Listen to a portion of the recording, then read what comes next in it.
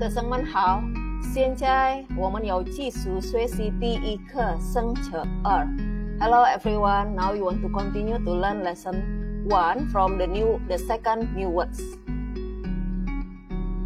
Oke, hal pertama yang harus kalian lakukan adalah silakan ambil textbook kalian, Chinese Made Easy 2, kemudian kalian buka halaman 7, textbook halaman 7, dan silakan di stabilo ya, beberapa kata yang akan kita fokus pelajari sesuai dengan yang Lause tuliskan di samping ini. Oke, hal selanjutnya yang harus kalian kerjakan adalah tuliskan setiap satu new words ya, yang kita pelajari yang dalam video ini sebanyak satu baris ya. Satu new words kalian tuliskan ulang-ulang sebanyak satu baris. Untuk apa? Untuk kalian latihan menulis sambil mengingat juga hanse-hanse yang kita pelajari pada hari ini. Kemudian ada beberapa bagian dalam video ini yang akan Lause minta untuk kalian menerjemahkan. Silakan diterjemahkan menggunakan Chinese hanse, pinyin, dan intonasi.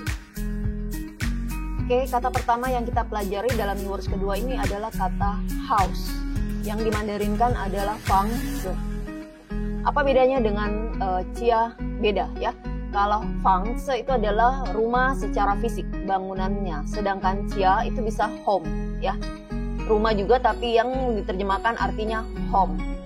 Oke, kemudian nomor 2 itu adalah yangfang. Yangfang adalah jenis bangunan rumah ya. Jenis rumah itu western style house. Ini banyak jenis rumah western yang ada di Indonesia. Oke, kemudian kita lihat latihan soalnya. Yang pertama, last weekend our family moved into a western style house ya. Di situ ada keterangan waktu last weekend yang sudah kita pelajari minggu lalu. Kemudian ada kata move into, ingat apa yang kata mana yang kita pakai, dan kata a western style house. Di situ ada kata ya, berarti jumlahnya ada 1, berarti butuh measure word. Oke, ingat kembali pelajaran new words pertama, di situ ada kita pelajari tentang kata bantu bilangan yang digunakan untuk building and house. Oke, kemudian yang kedua, their family next Friday will move to a new big house. Nah, next Friday ya. Sini ada keterangan waktu lagi, next Friday. Kemudian will move ya. Ada will. Nah, kata will ini kalian boleh menggunakan kata yao ya. Yao itu sebelumnya kita belajar artinya want, ingin. Tapi di sini ternyata yao boleh artinya will. Ya. A new big house ya. Berarti ada measure word. Oke, paham ya? Silakan dikerjakan.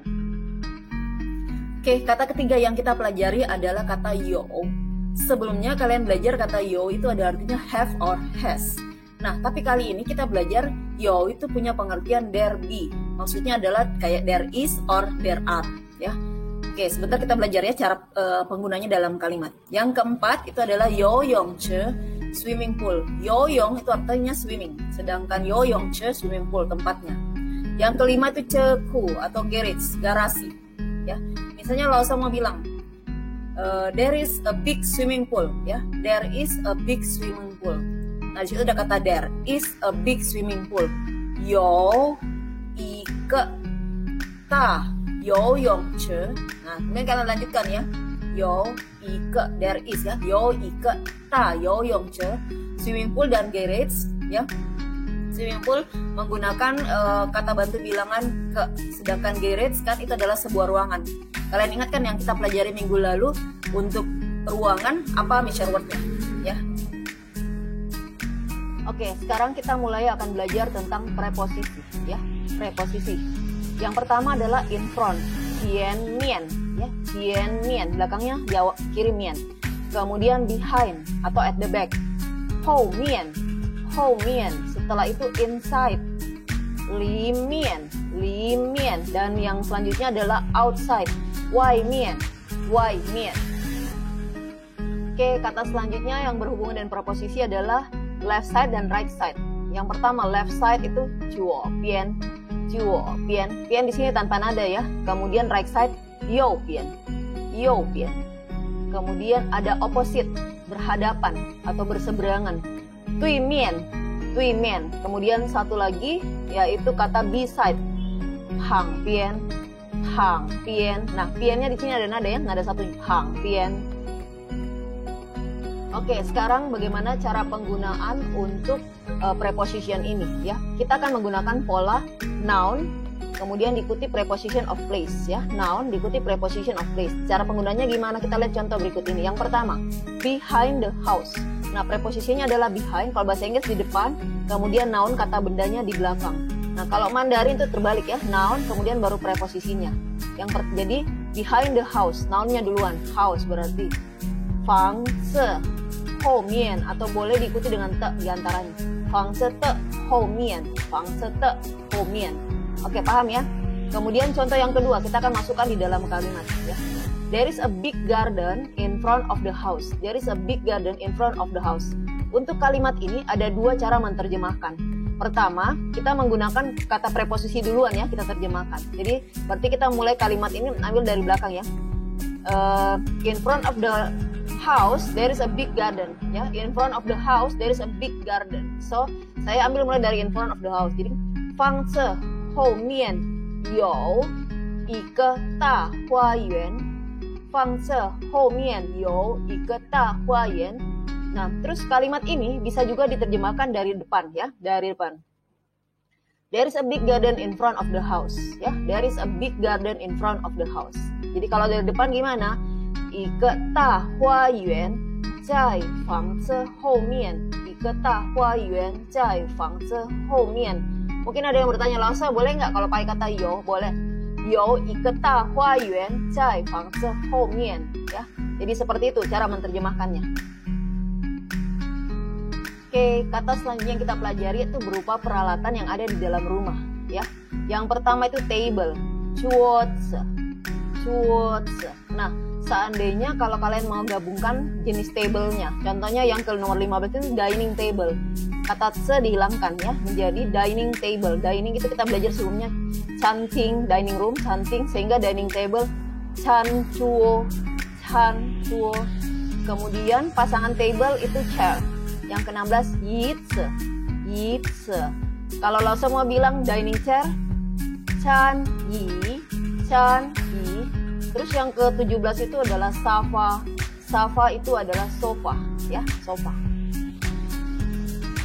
Oke anak-anak, sampailah kita pada bagian akhir dari video ini, di mana Lausa minta kalian mengerjakan latihan soal yang ada dari textbook Mandarin Chinese Math is itu yang di halaman 8 ya. Kita lihat dulu sama-sama.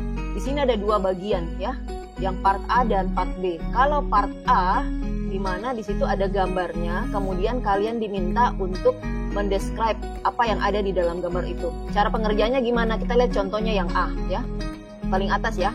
Fang ce qian mian you yi ge xiao hua yuan. Fang ce qian mian you yi ge xiao hua yuan ya.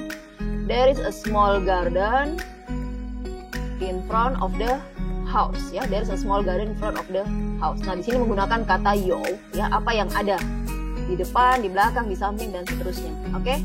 Itu ada 4 nomor, silakan dikerjakan. Kemudian yang bagian B hampir mirip dengan bagian A ya, mendeskripsikan posisi, tetapi seperti yang tadi Lausa ajarkan, tadi yang A menggunakan yo, yang B menggunakan cai ya. Posisinya ada di mana? Nah, ini juga sama, kalian deskripsikan dari gambar yang kalian lihat ya, dari gambar yang kalian lihat. Oke. Kalau kalian lihat nomor 1 ya, nomor 1 itu adalah Miu Chai Ku ya. Miu Chai Ku itu adalah jeans ya, jeans nomor 1. Oke, yang lain-lainnya Lausa rasa kalian sudah tahu ya. Silakan. Kalau ada yang kurang jelas boleh tanya ke Lausa. Terus, nah, latihan soal ini kalian kerjakan di buku catatan Mandarinmu ya. Jangan dikerjakan di textbookmu, dikerjakan di buku catatan Mandarin.